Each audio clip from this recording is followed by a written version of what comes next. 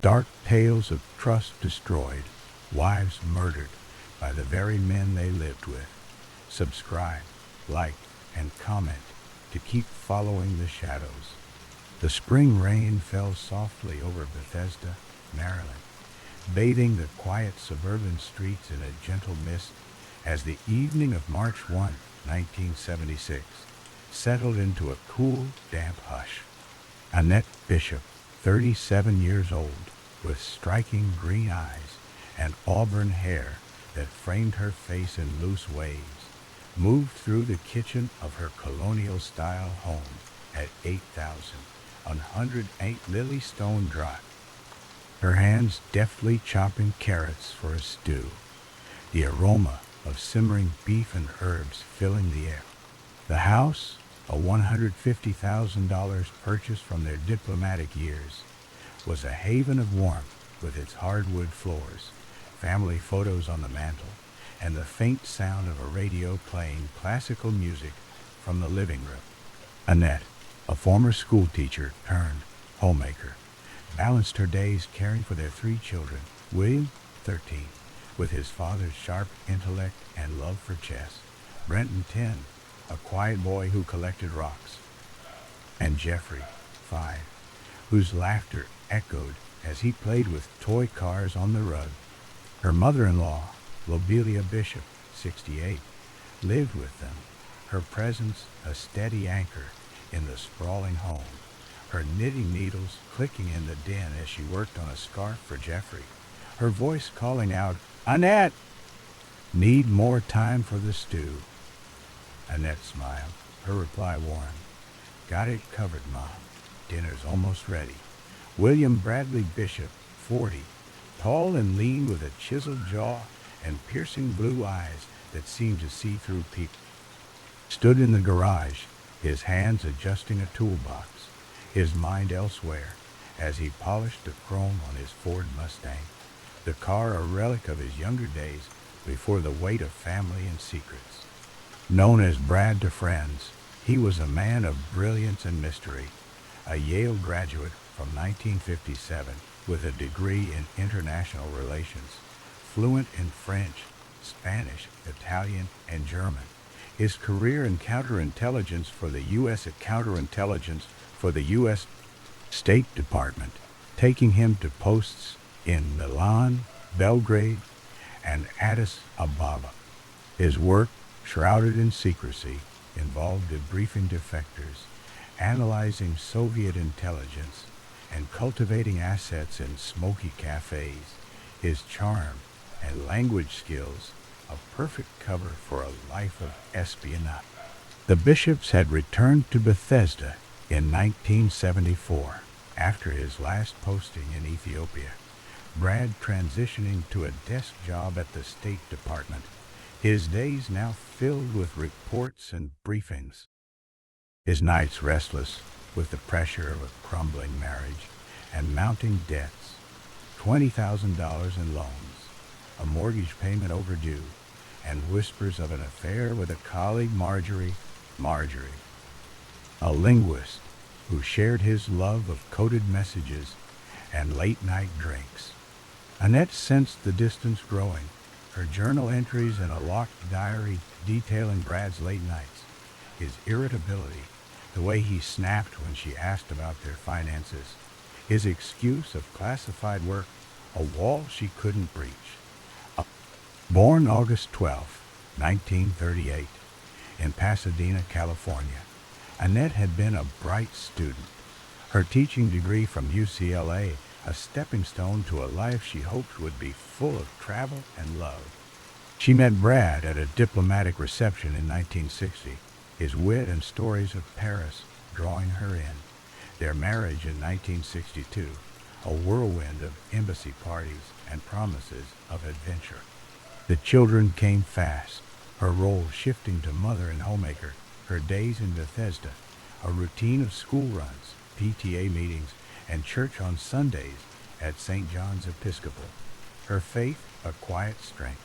But by 1976, the cracks were undeniable. Brad's secretive calls, his trips to D.C. bars, the $5,000 he borrowed from Lobelia. His mother, without telling Annette, the tension palpable as she confronted him over dinner the week before. Her voice trembling, "Brad, we're drowning in debt? What's going on?" His reply, cold and clipped, "Stay out of it, Annette. It's under control." That evening, the house buzzed with the usual chaos. William at the dining table with a chessboard, plotting moves against an invisible opponent. Brenton sorting his rock collection in the living room. Jeffrey's toy cars zooming across the rug. Lobelia's knitting a steady rhythm in the den. Annette called the boys to set the table, her stew simmering. The radio now playing Vivaldi, her voice light as she teased William. "Checkmate again, champ?" Brad emerged from the garage, his hands clean, but his eyes distant. "I am against Corey." His suit jacket hung on the banister as he joined the family for dinner. The table set with mismatched plates. The conversation stilted as Annette asked about his day. His reply vague. Meeting, reports, same as always. The children ate quickly. Jeffrey's chatter about a school art project filling the silence. Lobelia's smile, warm as she passed the bread. The meal ending by 7:30 p.m. The boys clearing plates. Annette washing dishes. Brad retreating to the study. His briefcase open. Papers scattered. A hammer and shovel tucked in the corner from a weekend gardening project. The night deepened. The children in bed by 8:30 p.m. William reading a sci-fi novel. Brenton clutching a quartz stone. Jeffrey asleep with his stuffed bear. Lobelia retired to her room on the second floor. Her door closing softly, her Bible on the nightstand. Annette lingered in the kitchen, her hands drying the last plate, her mind heavy with the argument from yesterday, Brad's refusal to discuss selling the house, his claim that God will provide a chilling echo of his growing obsession with control.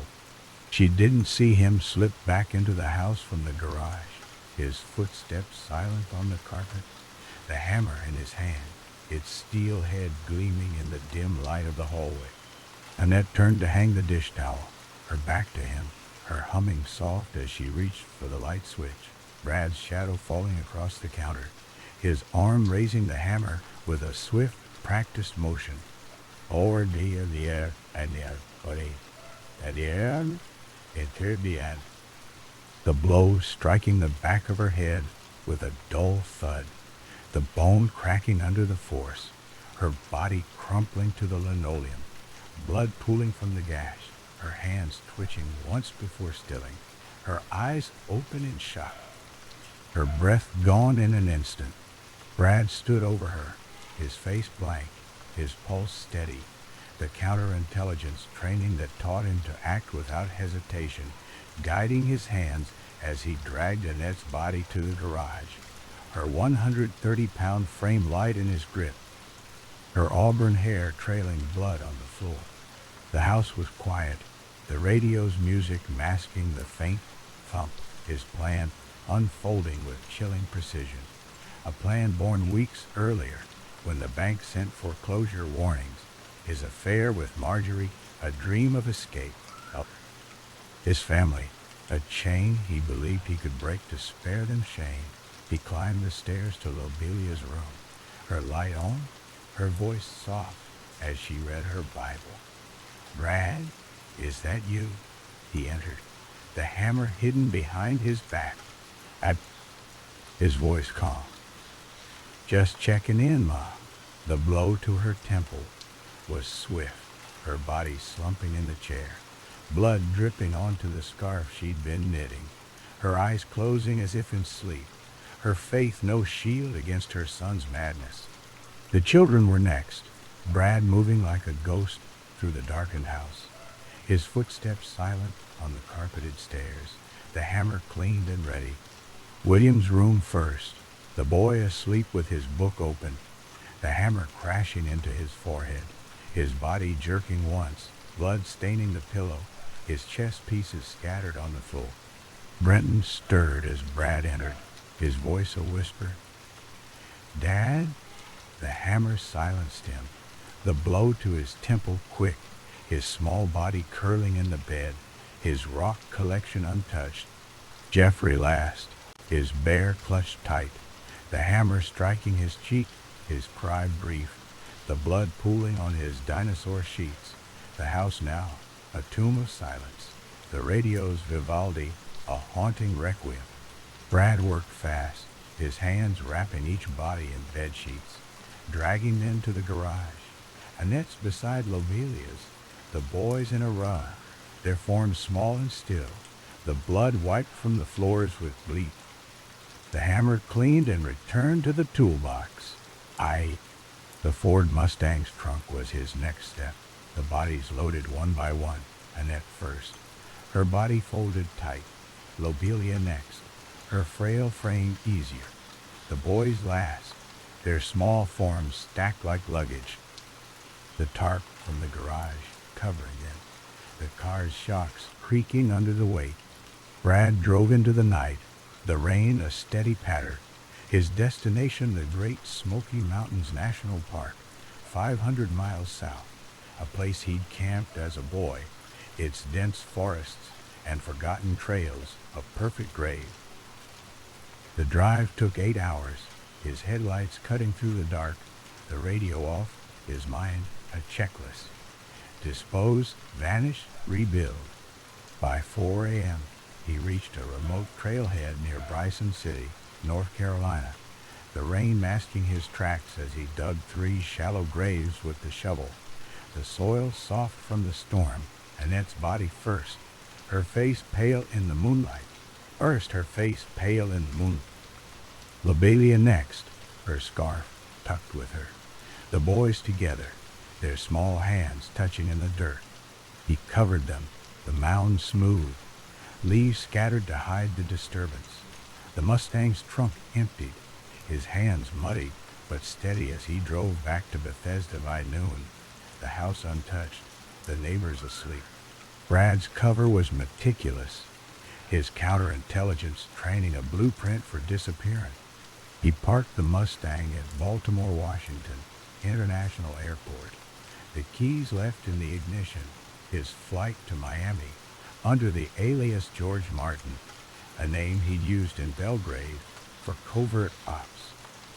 His State Department contacts none the wiser. From Miami, he flew to Buenos Aires, Argentina, his Spanish fluent, his new identity as Robert Peter Clark, a seamless fit, his savings, $10,000 siphoned from joint accounts, enough for a fresh start. He burned his papers, his passport shredded, his Yale class ring pawned, his life as Brad Bishop erased. In Bethesda, the house stayed quiet, the mail piling, the neighbors noting the absence, a teacher calling on November 10 about William's truancy, the alarm raised when no one answered. Police entered November 18th, the house pristine. No blood, no struggle. A note to the bank about a family emergency. The Mustang found at the airport. No prints, no leads. The case a mystery that stunned Montgomery County. Detectives found traces. A receipt for a shovel and tarp at a Bethesda hardware store, November 8th. A neighbor's report of Brad's Mustang, leaving at 1 a.m., the airport's parking stub. But no bodies, no crime scene, the trail cold. The FBI joined, Brad's face on wanted posters, his languages and diplomatic skills a warning. Subject highly intelligent, capable of evasion. Their photos on TV, the community reeling.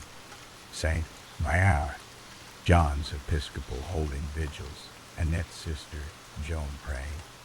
They're with God now. Find him. Brad's life in Argentina was quiet. A job as an English tutor in Buenos Aires.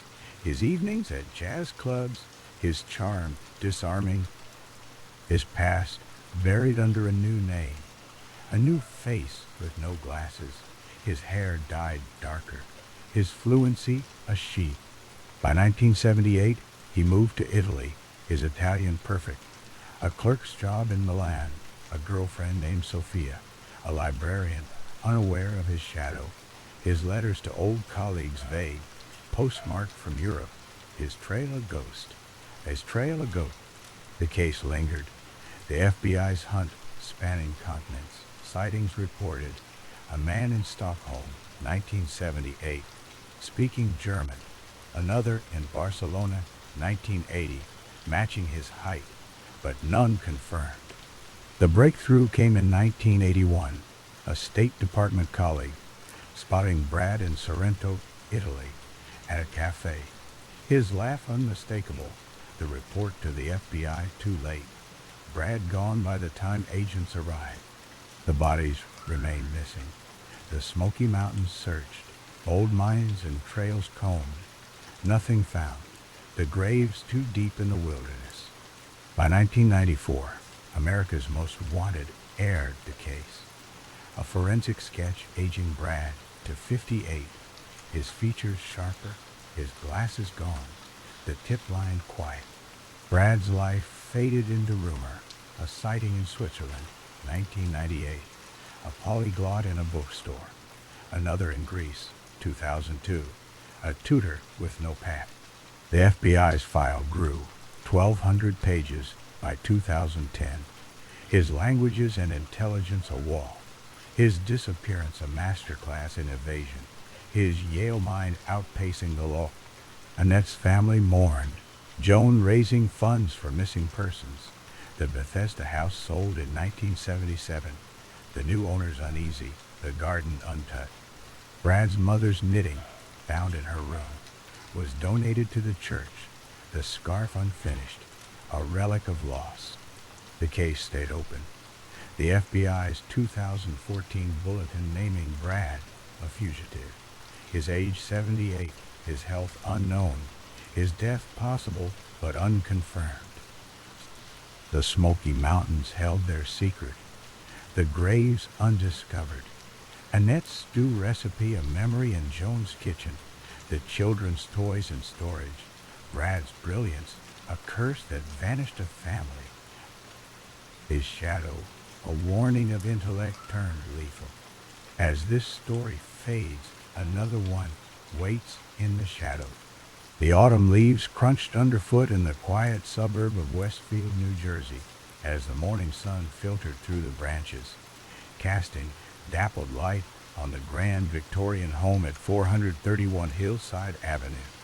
It was November 9th, 1971, a Tuesday that dawned crisp and ordinary, the air carrying the faint chill of approaching winter and the distant hum of school buses rumbling through the tree-lined streets. John List, 46 years old, with a tall, slender frame and wire-rimmed glasses that gave him the look of a mild-mannered accountant, stood in the kitchen of Breeze Knoll, the 19-room mansion his family had called home for 6 years. His hands steady as he poured coffee into a thermos. His dark hair was neatly combed, his button-down shirt pressed crisp, his tie knotted with precision, the routine of a man who valued order above all. John had risen early, as always, his mind already ticking through the day's tasks. Get the children to school, handle the bills at the bank, perhaps visit his mother upstairs before heading out. The house, a sprawling Gothic revival with gabled roofs and a ballroom on the third floor, stood as a symbol of his hard-won success. Bought in 1965 for $50,000 after his promotion to vice president at First National Bank in Jersey City. But beneath the polished surface, the walls hid a growing despair. John's financial world, crumbling under debts he couldn't face, his faith twisting into a dark conviction that only death could save his loved ones from ruin. John's life had been one of careful calculation. Born September 17, 1925, in Bay City, Michigan, the only child of strict German Lutheran parents, John Frederick and Alma List. John Frederick and Alma List. His father's rigid piety, shaping a boy who saw the world in black and white. As a child, he excelled in school, his grades perfect, his demeanor quiet, his mother's doting a warmth that bordered on smothering, her bedroom on the third floor of Breeze, Noel a constant in his adult life. He served in the Army during World War II, his accounting skills putting him behind a desk in Virginia, the war's horrors distant as he balanced ledger. College followed at the University of Michigan, a degree in business administration in 1950.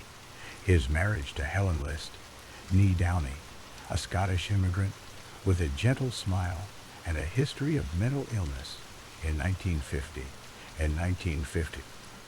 Their life a steady climb from Kalamazoo to Rochester, New York, where John worked at Xerox. His promotion steady, his family growing, daughter Patricia in 1955, son John Frederick Jr. in 1960, son Frederick Michael in 1968, By 1965, the move to Westfield brought Breeze Knoll, the mansion a dream home with a ballroom for Helen's piano and a third-floor suite for Alma, John's widowed mother, her presence a duty he couldn't shirk, Her room a shrine of Lutheran hymns and faded photos. The cracks had started in the mid-1960s.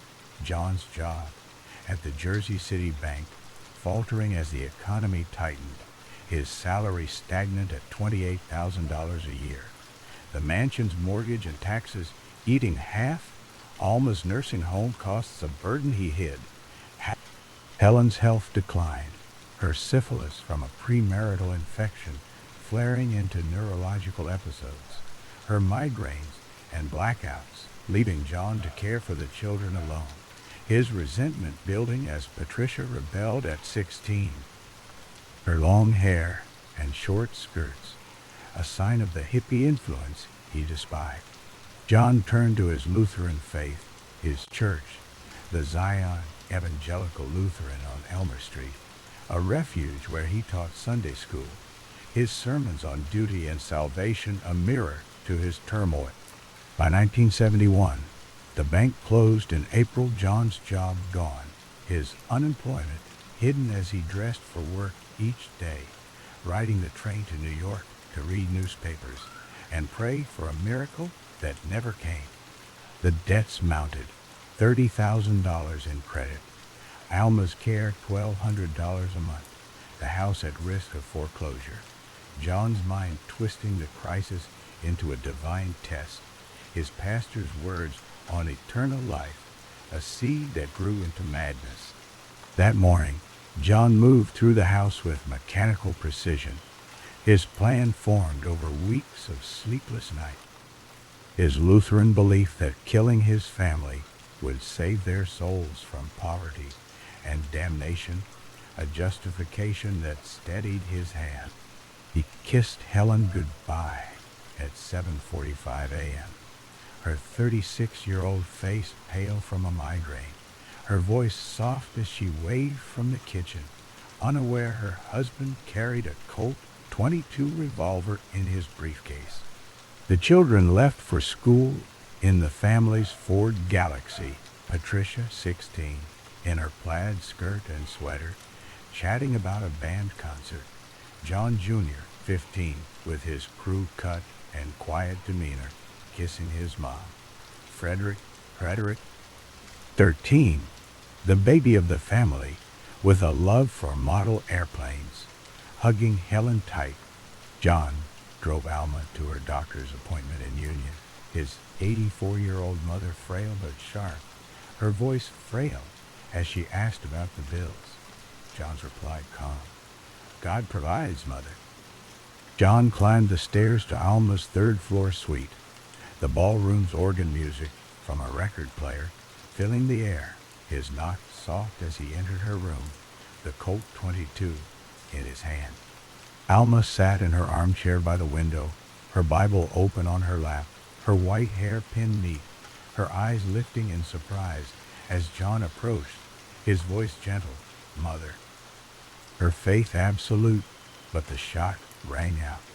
The 22's cracked, muffled by the silencer he'd attached, the bullet entering above her left eye, her body jerking once, her book falling to the floor, her head slumping as blood trickled down her cheek, her life ending in an instant, her eyes open in peaceful surprise.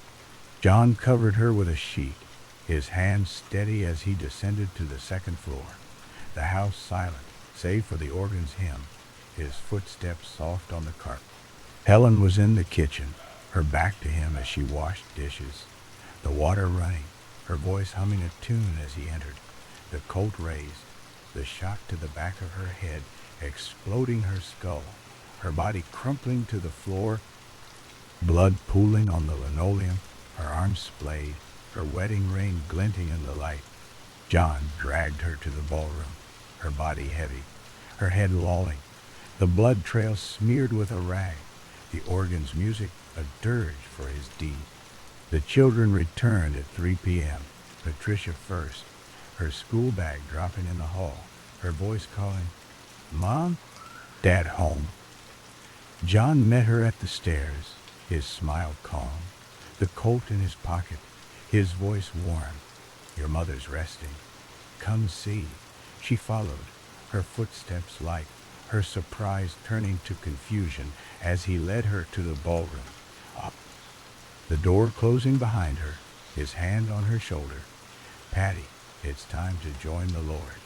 Her eyes widened, her voice a whisper. "Dad." What? The shot to her face ended it, her body falling against the wall, blood spraying the wallpaper. Her plaid skirt rumpled as she slid down. John Jr. arrived next, his books under his arm, his voice cheerful. "What's for dinner?" John guided him up, the Colt ready, the shot to his temple dropping him in the hall, his body dragged to the ballroom, his crew cut matted with blood. Frederick last, his model plane in hand, his voice excited. "Dad, look what I made." The bullet to his cheek silenced him, his small body carried down, the plane clattering on the stairs. The ballroom now a chamber of horrors. The ballroom now a chamber of horror. The bodies lined in sleeping bags on the floor. John's hands folding them neat, his tears silent, as he zipped the bags, the organ playing Amazing Grace on loop. John cleaned with methodical care, his accountant's precision erasing traces, the blood mopped with rags, the guns wiped and placed in his briefcase, the house spotless by 5 p.m. He removed his photos from frames, the family portraits now missing his face, the ballroom's Tiffany skylight, a $100,000 original, untouched, its colors casting rainbows on the bodies. He wrote 5 letters, one to his pastor, Robert Shaw, explaining the financial ruin in his mercy killings to save their souls, one to the children's school, citing a family illness, one to the milkman, newspaper boy, and postman, canceling deliveries. The final note to the finder, left on the bodies, detailed the locations of insurance policies and bank accounts, his voice in ink calm. "The children are better off in heaven than suffering poverty." John dressed in his gray suit, his briefcase in hand, the house locked, the organ playing as he walked to the train station. The Ford Galaxy left at Kennedy Airport, his flight to Denver under the alias Robert Peter Bob Clark, his new life waiting. The bodies went undiscovered for a month, the mail piling, the neighbors noting the quiet, the organ's faint music leaking through the wall. On December 7, 1971, a neighbor peered through the window, the sleeping bags on the ballroom floor, a grim tableau, the police arriving to the horror, Alma shot above the eye, Helen in the head, Patricia in the face, John Jr., Dionysius, John Jr. In the temple, Frederick in the cheek, the shots precise, the scene clean. The note to the finder, chill detectives. John's Lutheran faith twisted into justification. The family car at Kennedy, no flight record. The manhunt launching nationwide. His face on wanted posters. His accountant life a ghost. Westfield reeled. The mansion breeze no tomb. The community whispering of the perfect family shattered. The Lutheran church a place of prayers and questions. John's Sunday school class empty. John's flight landed in Denver. His alias Bob Clark. A new skin. His job at an engineering firm, a cover for survival. His room at the YMCA, a monk's cell. His letters to friends vague. His life a shadow of routine. His life a shadow of routine. He joined a Lutheran church. His sermons on duty echoing his past. His loneliness a companion as he saved for a fresh start. By 1975, he met Dolores Miller, a 42-year-old librarian with a kind face and a faith as deep as his. Their courtship slow, their marriage in 1985, a quiet vow. His stories of a tragic divorce accepted with grace. They moved to Mid-Continent Airport in Colorado. John as a bookkeeper, his life a facade of normalcy, his guilt buried under prayers, his letters to his family, from prison a distant dream he pushed away. The case went cold, the FBI's file thickening with dead ends, John's face aging on sketches, the manhunt fading as years passed, Westfield rebuilding, Breeze Knoll burned in 1972, the Tiffany skylight lost in flame, the lot rebuilt with a new home in 1974.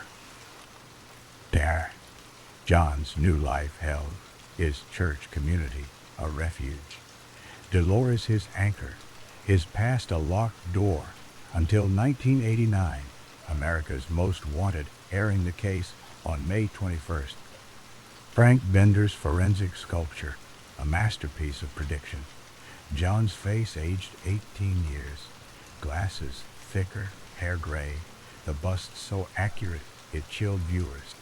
A neighbor in Denver watched, her eyes widening at the face of Bob Clark, her call to the tip line at 8 p.m. That's my neighbor. He's John List. FBI agents swarmed the airport. John was arrested June 1, 1989, at work.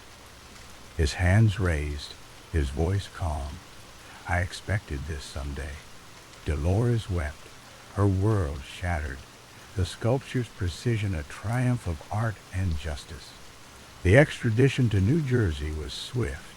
John in cuffs on a flight back east, his face blank as cameras flash. The trial in Union County Court made 1990 a spectacle. Prosecutor Robert Kirsch painting the horror, the shots to the head, the shots to the head, the sleeping bags, the notes, cold logic.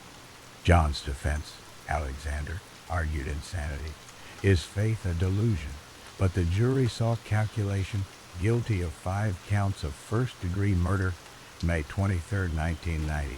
Life sentences consecutive, no parole. John appealed. His letters from Rahway State Prison, claiming mercy. His death March 21, 2008. From pneumonia at 82, his last words of prayer for reunion in heaven. Westfield healed slow, the new house on hillside. A reminder, the church organ silent. John's legacy a warning of faith turned fatal.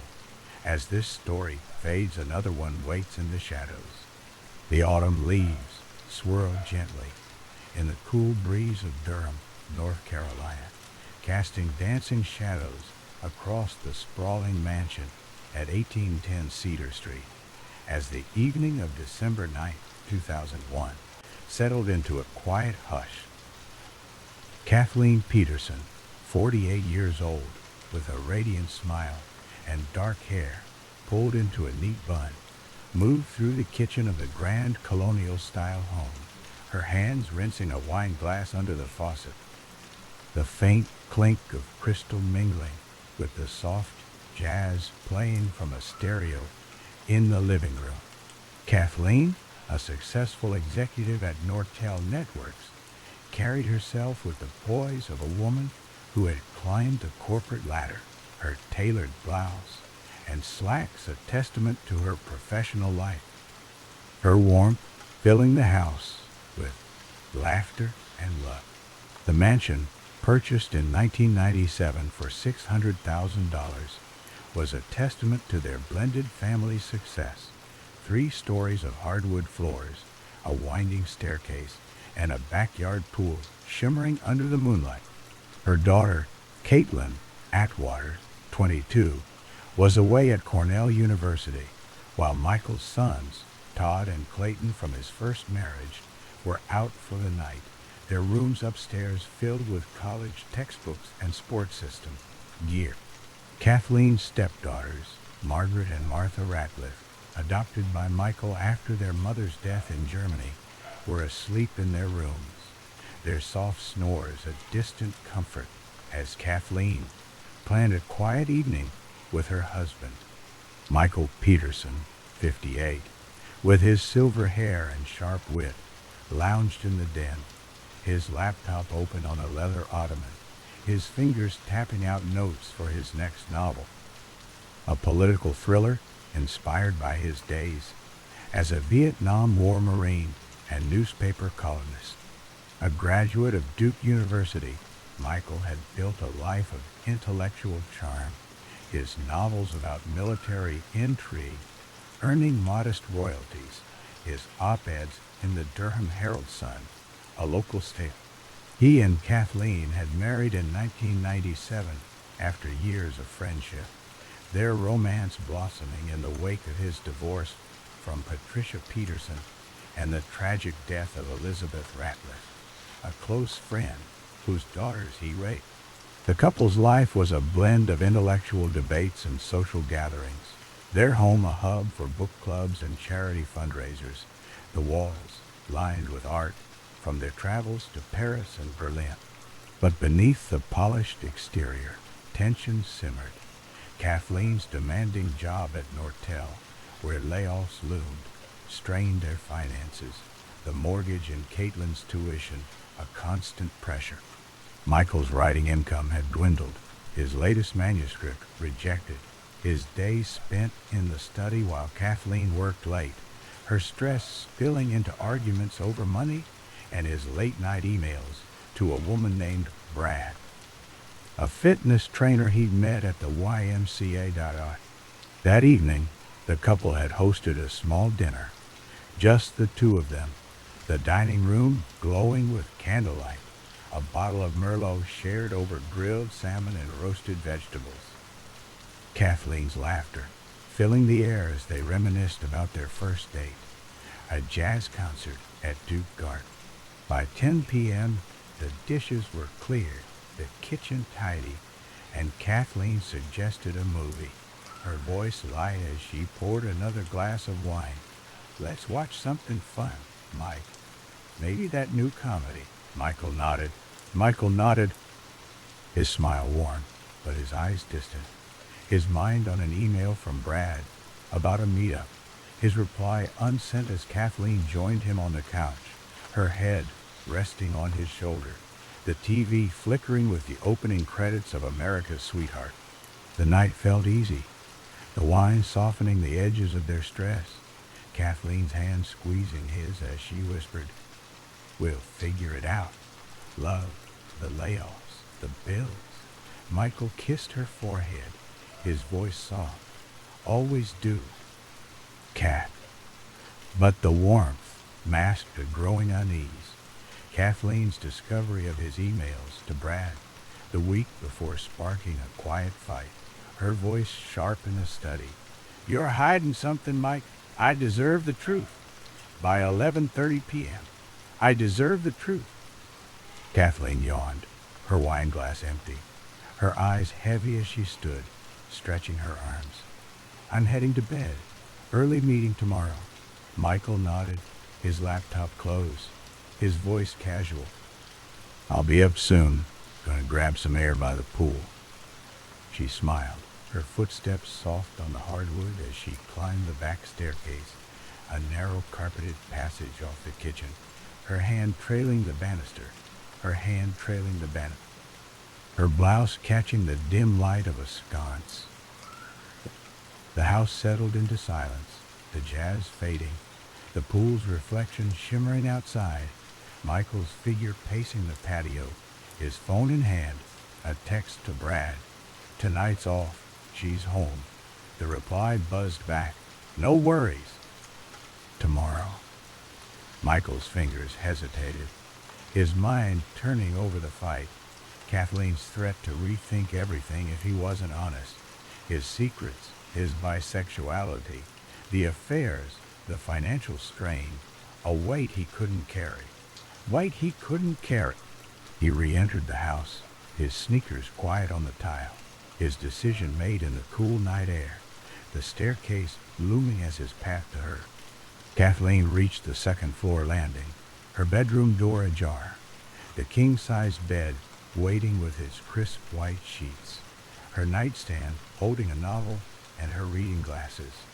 She slipped off her shoes, her toes sinking into the carpet, her hand reaching for her blouse buttons when Michael's shadow fell across the doorway, his presence sudden, his voice low. Kat, we need to talk. She turned her eyes narrowly. Her voice tired but firm. Not now, Mike. I'm exhausted. Whatever it is, tomorrow. His face tightened, his step forward deliberate, his hands clenched as he grabbed her arm, her gasp sharp. Mike, let go. You're scaring me. The argument flared fast, her voice rising with weeks of pent-up hurt. Hurt! Her hands pushing him back. I saw the emails. Mike, you're cheating, lying? His temper snapped, his voice a growl. You don't get to judge me, Kat.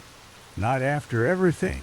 She turned to walk away, her foot on the staircase's top step, her balance faltering as he grabbed her again, his hands on her shoulders, her body twisting, her scream echoing as she stumbled backward, her head striking the stairwell wall with a sickening crack. Kathleen fell, her body tumbling down the narrow staircase, her arms flailing, her legs kicking as she hit each step, the wood creaking under her weight, blood spraying from a gash on her scalp, her blouse tearing on a nail in the banister. She landed at the bottom, her body crumpled against the wall, her head bleeding profusely, her breaths ragged as she tried to crawl, her hands clawing at the carpet, her voice a weak moan. Help! He stood above her, his face pale, his hands shaking, the rage draining to panic as he saw the blood pooling, her eyes fluttering, her body still. Michael knelt, his hands hovering, his voice a whisper. Kat, oh God, Kat. But she was gone, her chest motionless, her face slack, the blood matting her hair, the staircase a canvas of red smears. Her life ended by the fall, or so he would claim. Panic gripped him, but Michael's military training kicked in, his mind a checklist of cover-up, his hands moving with purpose. He staged the scene, dragging her body slightly to align with a fall, her shoes kicked off to the side, a wine glass tipped over on the counter to suggest a drunken stumble, the blood left untouched to sell the accident. He called 911 at 2:40 a.m., his voice trembling but controlled. My wife, she fell down the stairs. She's not breathing. Please hurry. The operator kept him on the line, his sobs practiced as he described finding her. The ambulance arriving by 2:48 a.m., paramedics rushing into the house, their boots tracking mud on the tile, their hands on Kathleen's neck finding no pulse. the scene chaotic with blood and broken glass. Durham police officer Mark Simpson arrived at 2:50 a.m., his flashlight sweeping the staircase, Kathleen's body at the base, her head at an unnatural angle, the bloodstains extensive. Too much for a simple fall, he noted. He noted his radio crackling as he called for homicide detectives. Even now, the investigation launched fast. Detective Art Holland leading, his eyes narrowing at the blood spatter, high-velocity patterns on the walls, inconsistent with a fall, more like a beating. The house was cordoned, crime scene techs photographing the staircase, the smears, the 7 lacerations on Kathleen's scalp, deep and jagged, not from steps, but a weapon, they suspected. Michael's story was smooth. They drank wine, watched a movie. She went upstairs. He found her after a poolside walk, a tragic accident. But inconsistencies piled, his sneakers clean. Despite the blood, his 911 call calm, the wine glass staged. No alcohol in Kathleen's system, per the autopsy. Her back 0, despite his claim of heavy drinking. The autopsy, conducted by Dr. Deborah Radish on December 10th, revealed the truth. Blunt force trauma, 7 deep scalp wounds, defensive marks on her arms, a fractured thyroid cartilage suggesting strangulation, the fall a cover, death at 11:30 p.m., the fall a cover, hours before the call. Die, she will married, sayer. Suspicion turned to Michael, his charm unraveling under scrutiny, his emails to Brad found on his computer, his affairs with men and women, a shock to Caitlin, who turned against him, her voice on TV. Mom deserved better. He's lying. The past haunted him. Elizabeth Ratliff's 1985 death in Germany, ruled an accident after a staircase fall, now reopened. Her exhumation showing similar scalp wounds.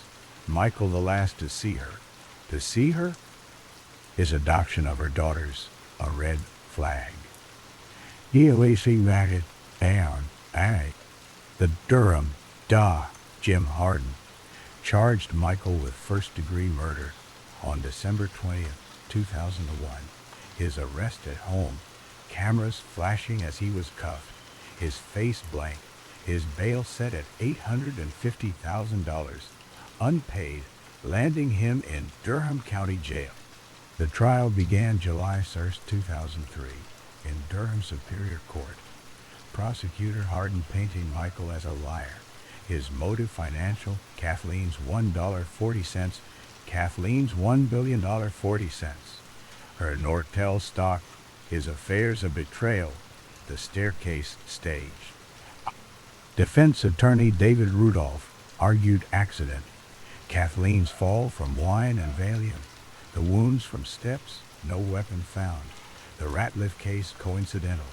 The courtroom buzzed. The staircase photos graphic. Blood spatter expert Dr. Henry Lee, testifying for the defense. Fall injuries, not blows. But the prosecution's biomechanist countered. 7 lacerations inconsistent with a fall, requires force. Caitlin's testimony broke hearts. Her tears for her mother, her tears for her mother. Her rejection of Michael, he killed her. I know it. The Ratliff case was allowed. The jury hearing of Elizabeth's wounds, Michael's presence, the eerie echo. Michael took the stand, his voice steady. I loved Kathleen. She fell. I found her. I'd never hurt her. But emails to Brad, financial records showing $100,000 debt, and a bloody blowpoke, a fireplace tool missing from the house, sealed his fate. The jury deliberated 4 days. Guilty October 10, 2003. First-degree murder. Life without parole. Michael's face ashen as Judge Orlando Hudson's sentence. Kathleen's sisters sobbing. Margaret and Martha divided. one believing him, one. The aftermath fractured the family.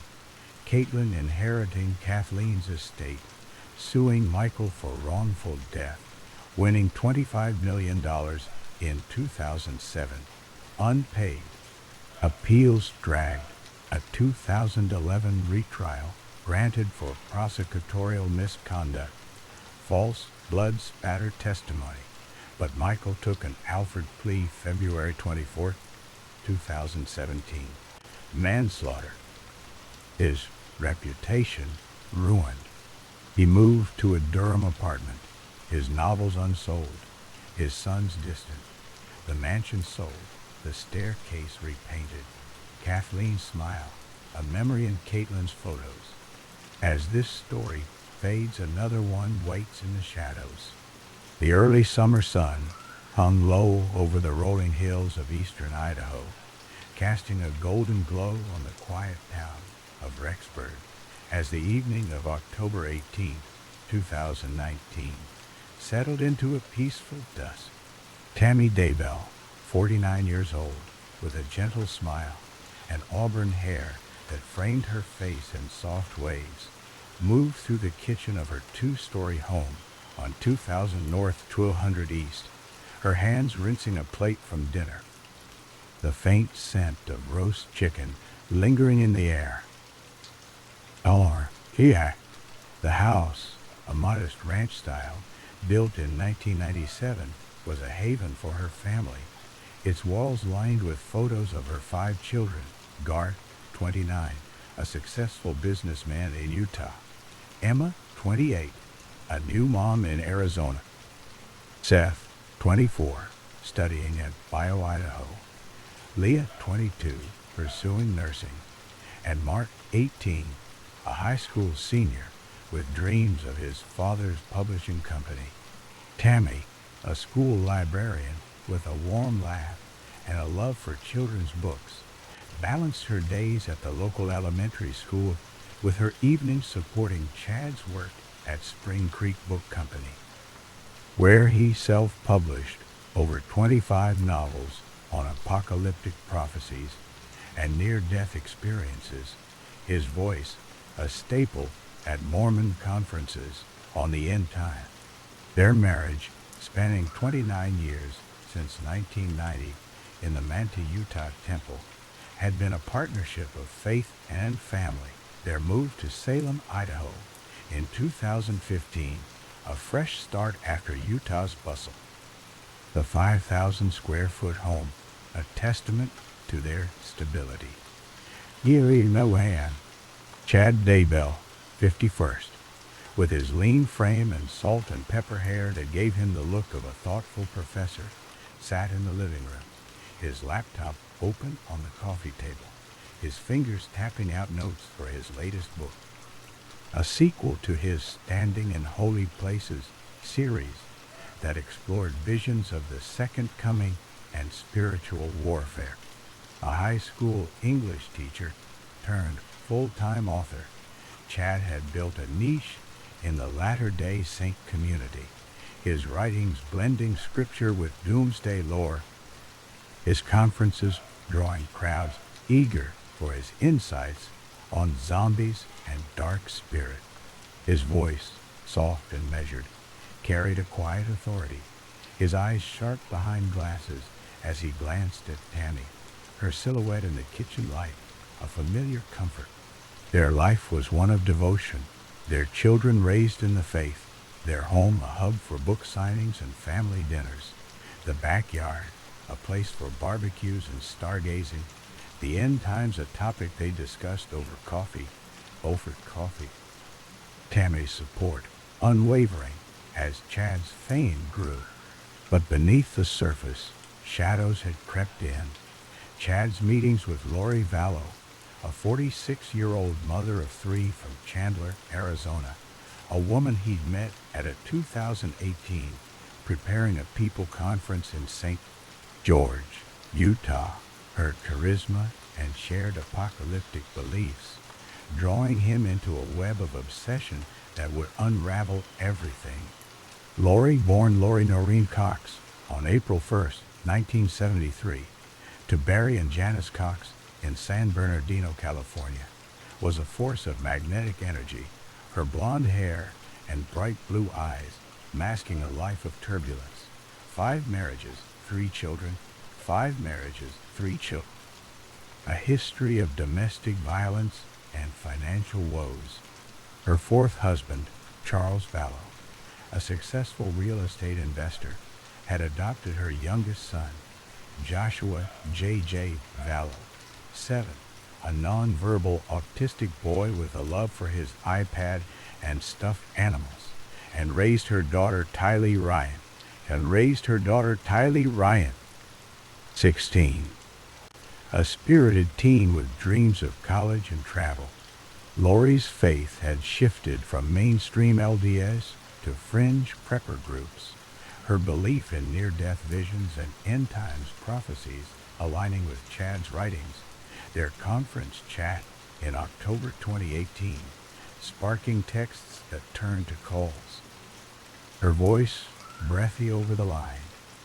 "Chad, your books saved me. God sent you." Chad, married but mesmerized, replied with scripture. Their bond deepening through shared revelations.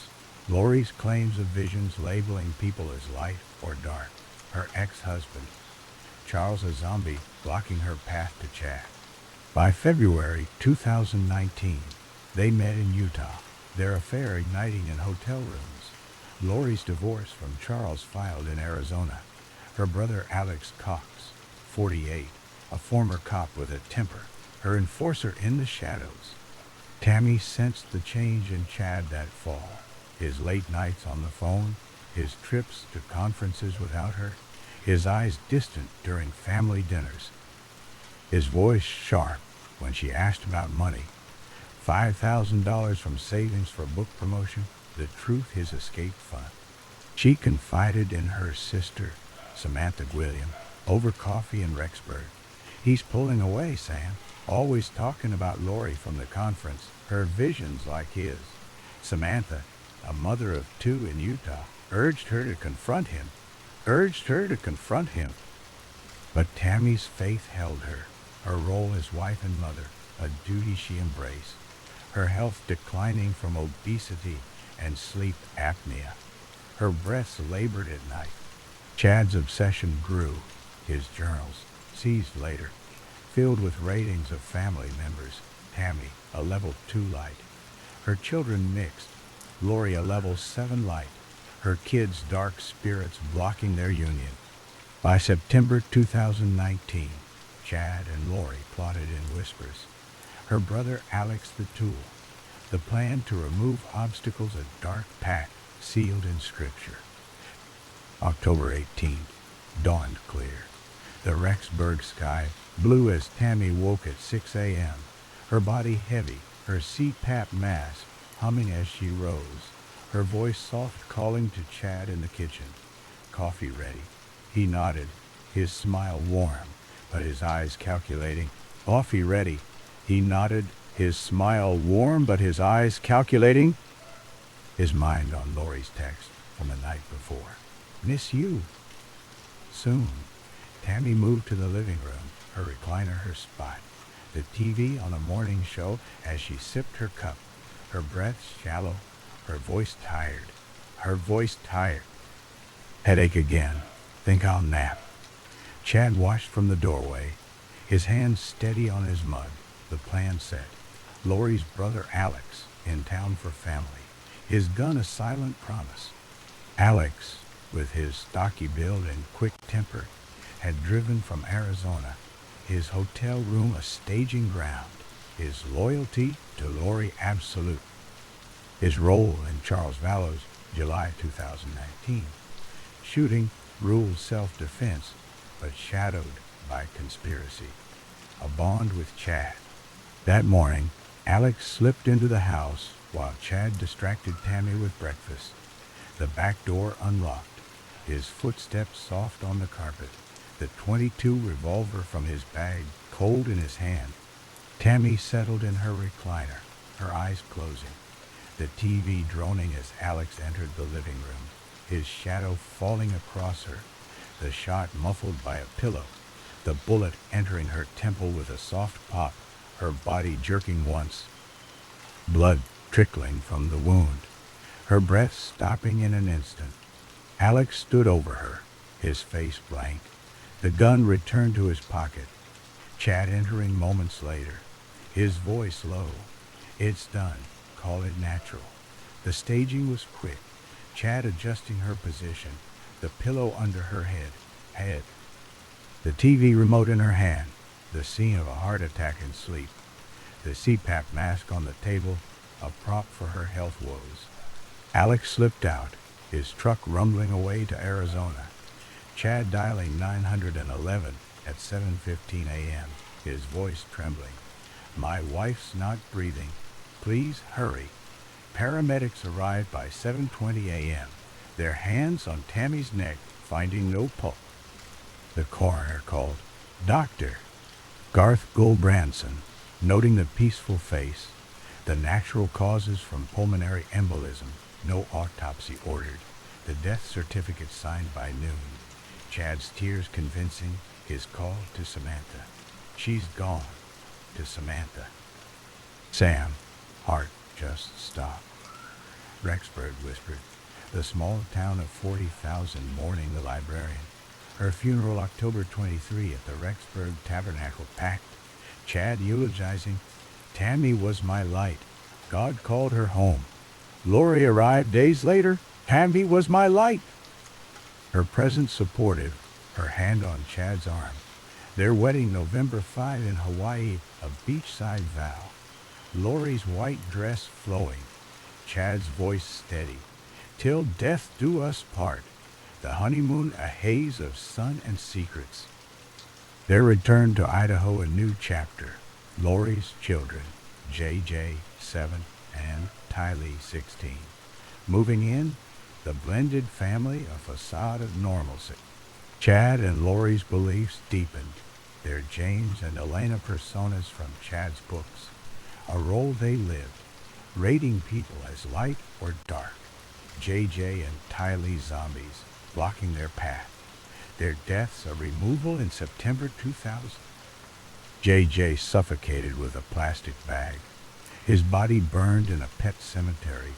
Tylee dismembered and buried on Chad's property, the pet's graves a cover for the horror. The missing children report November 26, 2019, from JJ's grandparents, Kay and Larry Woodcock, sparked the unraveling. Lori's claimed JJ's with a friend alive, the search yielding nothing. The welfare check at Lori's Rexburg apartment, finding Chad and Lori, but no kid. Police dug the property June 9, 2020. JJ's remains in a pet grave, Tylee's in a fire pit, the bones burned and scattered. The charges May 25, 2021, first-degree murder and conspiracy for Chad and Lori. Their arrest in Hawaii February 20th for Chad and Lori. 2020. After a spiritual retreat. The trial April 3, 2023, in Boise's Ada County Courthouse was a spectacle. Prosecutor Lindsay Blake detailing the cult, Lori's visions, Chad's ratings, the children's dark label. Alex Cox's role in Charles Vallows. July 2019 shooting. Tammy's October 18 asphyxiation. Witnesses: Melanie Gibb on Lori's zombie rants. Tammy's sister Samantha on the rushed funeral. Painted the madness. The jury deliberating 5 hours, May 12, 2023. Guilty on all counts. Life without parole July 31st. Lori's voice defiant. God knows the truth. Chad's trial April 1st, 2024. Echoed the horror. Blake's opening. Money, power, sex. Chad's apocalypse a cover for murder. Evidence piled. Tammy's body exhumed December 20, exhumed. Asphyxiation confirmed. The quick cremation suspicious. JJ's plastic bag suffocation. Tylee's dismemberment with a pickaxe. Chad's journals rating family. Lori Agatas, the children level 3, dark. Witnesses, Alex's widow Zulema on the conspiracy. Chad's daughter, Emma, on his framing. But the jury saw greed, the $430,000 insurance on Tammy, the Social Security fraud on the kid. Guilty May 30th, 2024. Death sentence June 1st. Judge Boyce's gavel final. Evil in plain sight. Chad's appeals drag. Lori's in Arizona for Charles's murder. The Rexburg property raised 2024. A park in the kid's memory. The cult's shadow. A warning in Idaho's hills. As this story fades, another one waits in the shadows. The summer evening light filtered through the curtains of the Powell family home in West Valley City, Utah, casting a soft glow on the living room where Susan Powell sat cross-legged on the floor, her hands gently guiding her son, Charlie, through a puzzle of farm animals, his 4-year-old fingers placing a wooden cow in the right spot with a triumphant giggle.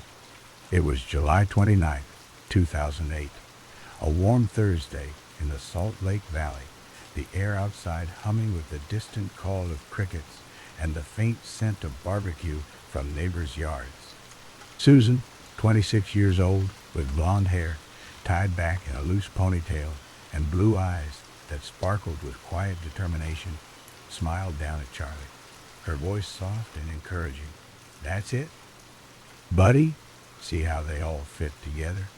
Beside them, Braden, 2 years old, with his father's dark hair and a mischievous grin, banged blocks together, his laughter bubbling up as Susan ruffled his curl, her heart swelling with the simple joy of these moments.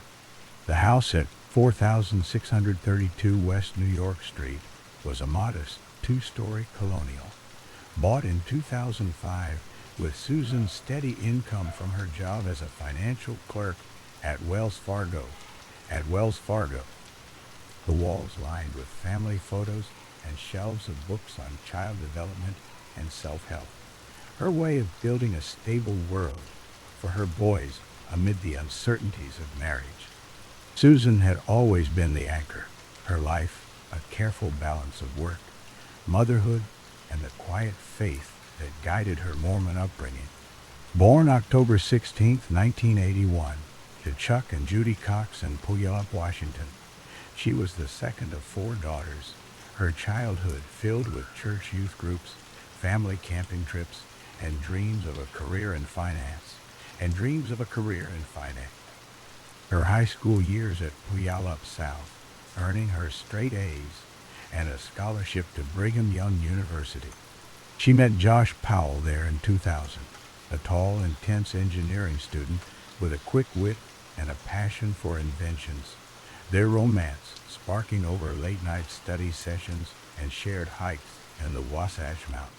They married in April 2001 in a simple ceremony, Susan's white dress flowing as she walked down the aisle, her vows promising a life of partnership and faith. Charlie arrived in 2005, a bundle of joy that deepened their bond. Braden following in 2007, the boys' cries filling the home with purpose. Susan worked full-time to support the family, her $40,000 salary covering the $1,500 mortgage and Josh's failed ventures, a house painting business that fizzled, his unemployment a growing shadow over their finances. By 2008, the strain showed Susan's journal entries, hidden in a drawer under her bras, pouring out her frustrations with Josh's temper, his obsession with his father Stephen, a geologist whose divorce from Josh's mother had left him bitter and isolated in Puyallup. Josh spent hours on the phone with Stephen, his voice animated about conspiracy theories and inventions. Susan's pleas to come to bed met with irritation, his late nights a wall between them. She confided in her sister Alina over coffee in June, her voice low. "He's changing, Alina. Always with Dad, ignoring the boys. Our money's tight." Alina, Josh's sister, nodded, her own life complicated by family loyalties. But Susan's faith kept her fighting. Her church group of support, her therapy sessions at LDS Family Services, a secret she kept from Josh, her notes detailing his rages, his threats to take the boys and disappear if she left. The home videos she recorded that July afternoon were her quiet rebellion, her Sony camcorder panning the living room as she listed assets, the couch from IKEA, the TV from Best Buy. The boys' toys in the corner, her voice steady but laced with urgency. "This is for insurance, in case something happens to me or the family." She moved to the bedroom, filming closets and jewelry, her eyes meeting the lens. "If I die, it may not be an accident, even if it looks like one." The tape ended with a shot of the boys' room, Charlie's dinosaur posters and Braden's crib, a testament to her love, tucked away in a drawer as her safeguard.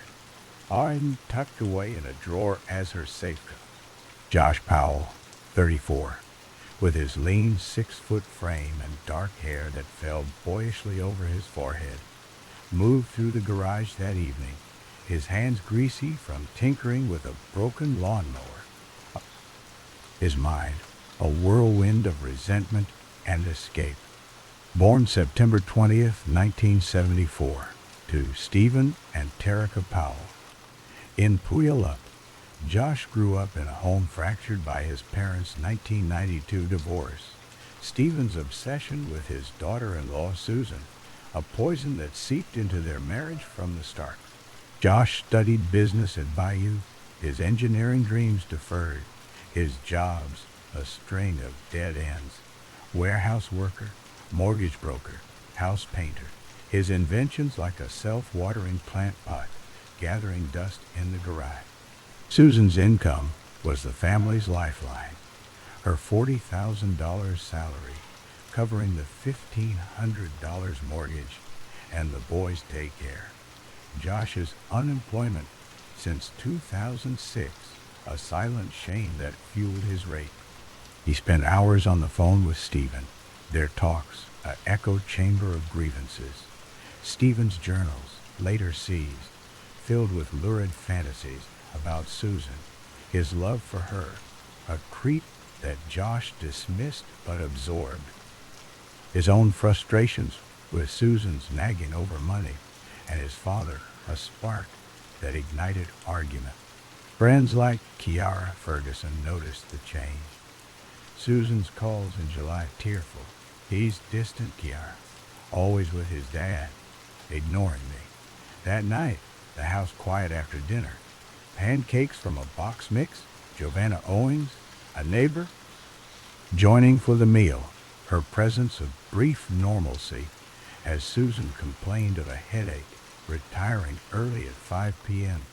to the master bedroom, the boys playing downstairs with Josh.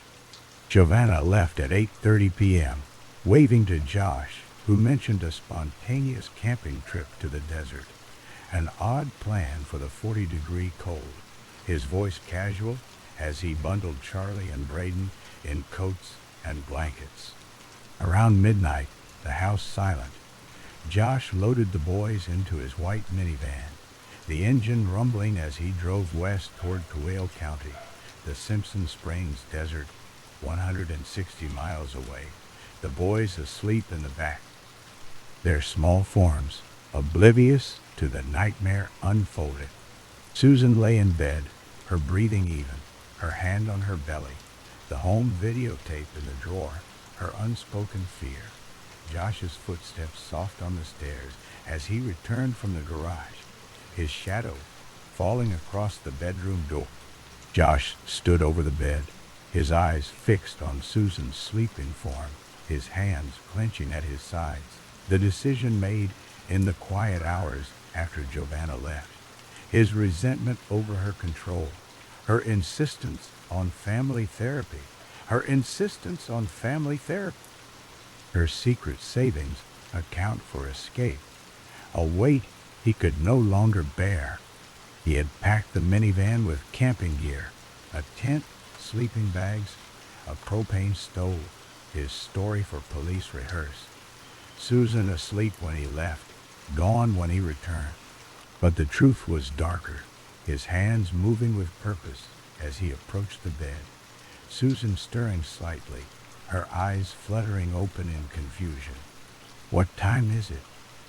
Her voice sleepy, her hand reaching for the lamp, but he was faster, his hand clamping over her mouth, his knee on her chest, her gasp muffled as she thrashed, her nails scratching his arm, drawing blood.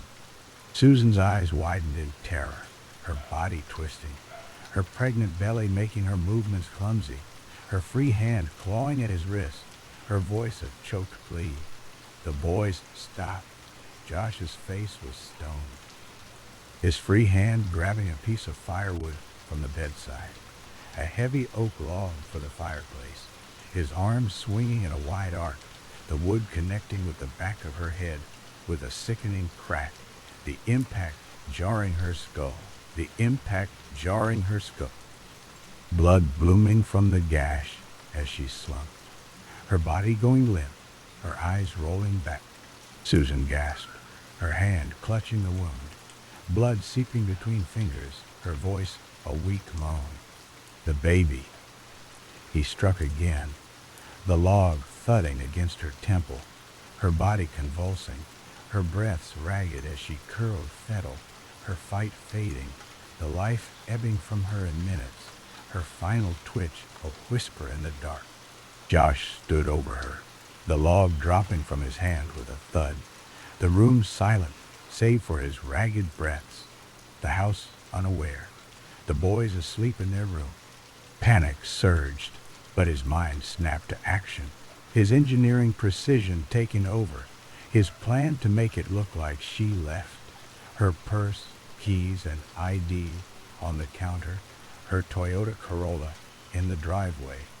He wrapped her body in a blue tarp from the garage, the plastic crinkling as he carried her downstairs, her head lolling, blood dripping on the carpet, the stairs creaking under his weight. The minivan waited, the back loaded with camping gear, Susan's body folded into the cargo area, the tarp tied tight, the boys' sleeping bags covering her, the drive to the desert a 90-minute haul through the night, the highway empty, his headlights cutting the dark. The Simpson Springs Desert, a remote stretch of salt flats and scrub in Toledo County, was his chosen grave, the moon casting a pale light on the barren landscape as Josh pulled off the Pony Express Trail at 1:30 a.m. The minivan's tires crunching on the dry earth. He dug a shallow hole with a shovel from the back, the soil hard but yielding, 3 feet deep. Susan's body heavy as he lowered her in, the tarp unfolding slightly, her face pale in the moonlight, her eyes closed in mock peace. He covered her with dirt, the mound smooth under his rake, the boy stirring in the back as he drove on, the camping trip a cover for the night, his story for police, Susan asleep when he left, gone when he returned from getting lost in the desert, his phone dead until morning. Dawn broke over the salt flats, the boys cold but alive. Josh's return to the house at 12:30 p.m. December 7th, the minivan muddy, his face calm as he called Susan's friend, Kiara. Susan's missing. The house is empty. Kiara's heart sank. Her drive to the Powell home, finding the house unlocked. Susan's purse on the counter. Her shoes by the door. The bed unmade. The boys quiet as Josh repeated his tale. "We camped. Came back. She's gone. Maybe she left upset. The West Valley City Police arrived at 12:57 p.m. Officer David Graves taking the report. The house a puzzle. Susan's purse with wallet and keys. Her ID inside. Her Toyota untouched. No signs of struggle. Josh's story of the midnight camping trip odd for 40-degree cold. The boys bundled but silent. Graves noted the carpet in the living room damp. 2 fans blowing on it. Josh's hands scratched. The minivan suspiciously clean after a desert trek. Susan's bank showed no withdrawals. Her phone silent since 6:59 p.m. The night before, Josh's refusal of a polygraph, a red flag. The search launched. Volunteers combing the desert. The house taped off. Susan's co-workers at Wells Fargo frantic. Her church group praying in the chapel. Josh cooperated on the surface. His interviews with detectives, Steve Beck, and Felicia Smith calm. His story unwavering. She was tired.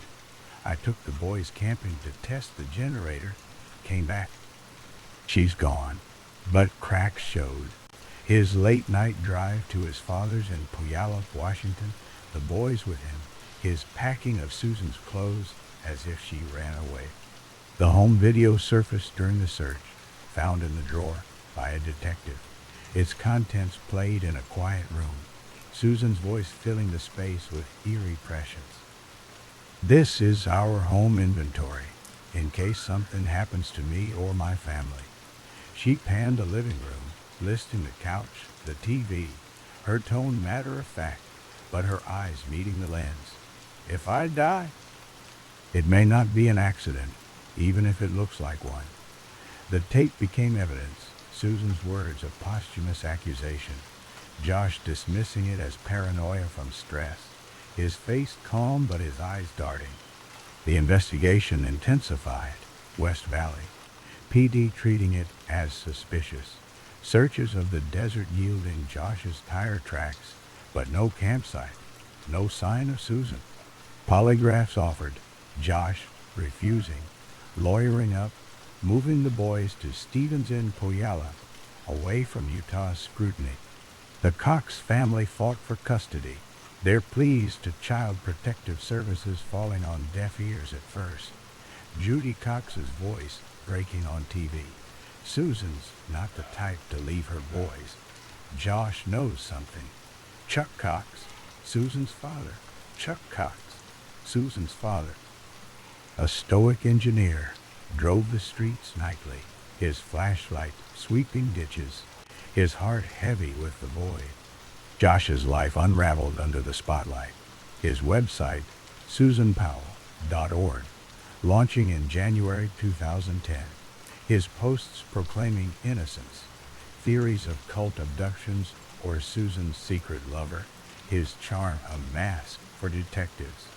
His father Stephen's obsession emerged, his journal seized in September 2011, filled with lurid fantasies about Susan. His voyeurism, charges for peeping through windows, child porn on his computer, including images of Susan's sisters. His love for her, a creep that tainted Josh. The custody battle raged, the Coxes gaining temporary guardianship in October 2011. The boys safe in Puyallup, their interviews with therapists revealing fragments, Charlie drawing red lines on a house. On a house. Braden asking where's mommy. Josh's supervised visits allowed. His behavior erratic. His gifts to the boys' toys with hidden cameras. His rages bubbling. On February 5th, 2012, the supervised visit at a rental home in Graham, Washington, was meant to be routine. The social worker, Elizabeth Hall, arriving with Charlie and Braden, 7 and 5, their small hands in hers as Josh opened the door, as small hands in hers as Josh opened the door, his smile wide. Come in, boys, let's play. The house, a 2-bedroom on a quiet street, smelled of gasoline, the air thick with tension as Hall set up in the living room, her notebook ready. the boys excited for time with Dad. Josh locked the door. The click loud. Paul's voice sharp. Josh, open up. We're supervised. He ignored her, barricading the door with a couch, the boy's eyes widening as he led them to the kitchen. Charlie asking, where's Mommy? Josh's voice soft. She's in heaven, buddy. We'll join her soon. The hatchet from the counter flashed. Charlie's scream cut short as it slashed his throat. Blood spraying the cabinets. Braden's cry joining as Josh turned, the blade hacking deep. The boys' small bodies crumpling, their gurgles fading as Josh doused the room with gasoline from a can, the fumes choking the air. Paul pounded on the door, her 911 call frantic. He's locked me out. He's hurting the boys. The explosion rocked the house at 12:10 p.m. Flames roaring as Josh ignited the gas, the blast shattering windows, all thrown back. Josh consumed in the inferno, their bodies charred beyond recognition. The nation reeled, the Coxes shattered, Chuck's voice on TV. He took them to be with her. My Susan's boys, gone. The autopsies confirmed murder-suicide. The boys' throats slashed. Josh's self-inflicted. Carbon monoxide from the fire hastening the end. The house a blackened shell. Stephen, in jail for voyeurism, showed no grief, his voice flat to reporters. Josh was innocent. Susan left him. The investigation closed Susan's case as homicide. The desert searched, but yielding nothing. The mine shafts in Toalale, a theory, unproven. The Coxes sued for custody failures, a 2020 verdict, $98 for negligence. The state appealing, the boys' ashes scattered in the Great Salt Lake, Susan's memory and scholarships for single moms. West Valley mourned, the house razed, the street quiet, Susan's video, a haunting legacy, her voice from the tape, if I die, it may not be an accident. As this story fades, another one waits in the shadows.